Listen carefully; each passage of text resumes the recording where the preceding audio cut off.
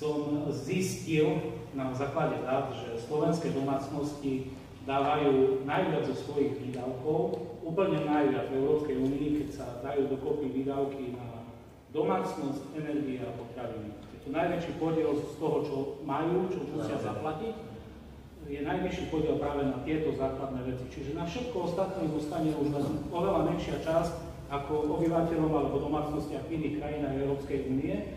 A toto sa bude zhoršovať, pretože naozaj síce malá, ale inflácia tu je.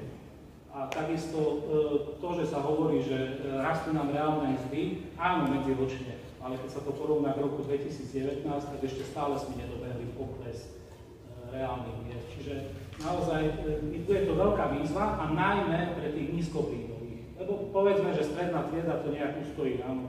Niekde ušetria, nekúpia si knihu, nepôjdu do divadla, čo zase má potom svoje dôsledky, ale nejak to ustoja. Ale práve tí najchudobnejší budú mať najväčší problém, ktorí už dnes musia robiť výdavkové kompromisy a mnohokrát je to aj v rozpore s tým, čo sa tu hovorí o prevencii zdravotnej, pretože šetria na svojom zdraví, nechodia k zubárovi, nechodia k lekárovi, lebo nemajú na poplatky a tak ďalej a tak ďalej.